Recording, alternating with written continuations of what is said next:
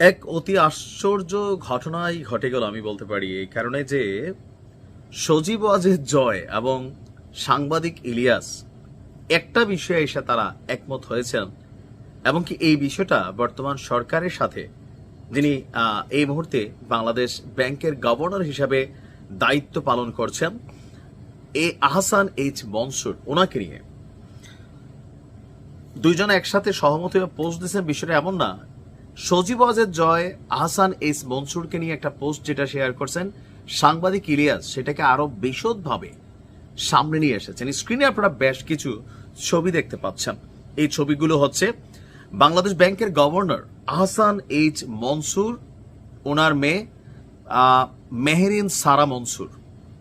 সম্প্রতি দুবাইতে ৪৫ কোটি টাকা দিয়ে তিনি একটা ফ্ল্যাট কিনেছেন, আর তার এই ফ্ল্যাট কিনাকে কেন্দ্র করে আলোচনা সমালোচনা বইছে। কারণ বাংলাদেশ সরকারের মধ্যে গত 10 মাসে সবচেয়ে বেশি বিদেশ ভ্রমণ করেছেন আমাদের এই গভর্নর এইচ এম মনসুর।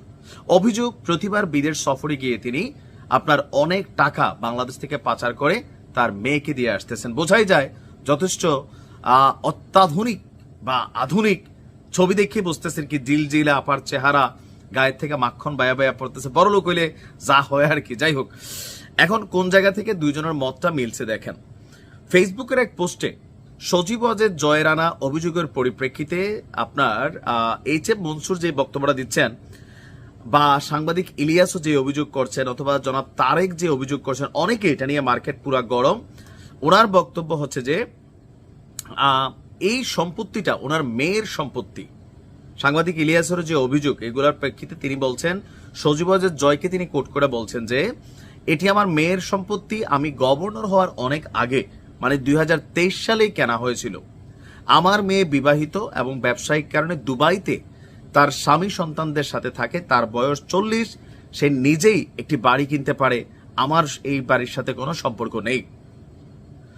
নিষিদ্ধ সংগঠন ছাত্রলীগের কেন্দ্রীয় নির্বাহী কমিটির সাবেক সাধারণ সম্পাদক এস এম জাকির হোসেন একটা পোস্ট শেয়ার করেন, সেই পোস্টটাকে আবার শেয়ার করছে সজীব ওয়াজেদ জয়।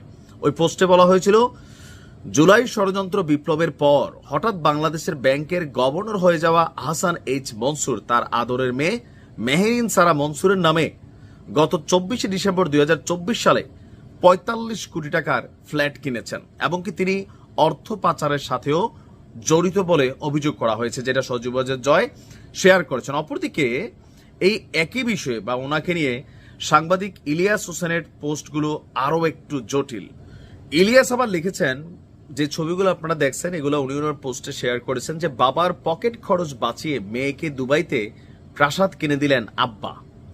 বাংলাদেশ ব্যাংকের গভর্নর হয়ে মাত্র 10 মাসে তিলে তিলে পকেট খরচ থেকে সামান্য টাকা জমিয়েছেন, সেই টাকা দিয়ে মেয়ের জন্য দুবাইতে রাজকীয় প্রাসাদ কিনে দিয়েছেন আসিফ নজরুল এবং মোজাম্মেল বাবুর বন্ধু আর মনির হায়দারের বড় ভাই আহসান এইচ মনসুর।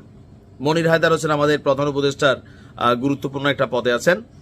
এই ভণ্ড বাংলাদেশ ব্যাংকে এখনো আওয়ামী লীগ আর ভারতীয় এজেন্টদেরকে বসিয়ে রেখেছে, এমনকি রিজার্ভ চুরির দায়ে অভিযুক্ত কাউকে শাস্তি তো দূরের কথা, তাদের পদ থেকেও সরায়নি।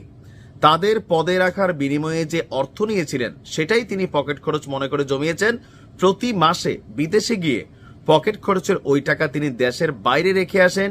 এভাবেই চলছে দেশ, বাবা কামায় আর মেয়েরা জমায়।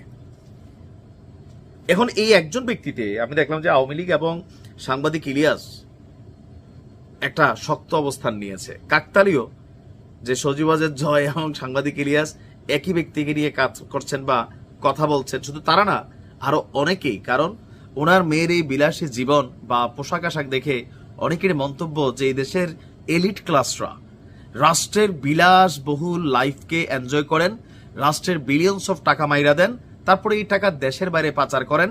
ধরা খাইলে কেউ বলেন মেয়েরা জমায়, কেউ পকেট মানি বলেন, কেউ বলেন যে তারা ওই দেশে নিজেরা এস্টাবলিশড। অভিযোগ এবং কি তাদের যুক্তি খণ্ডন। সাধারণ মানুষ আসলে কি ভাবছে কমেন্টে তাকালেই বুঝতে পারবেন।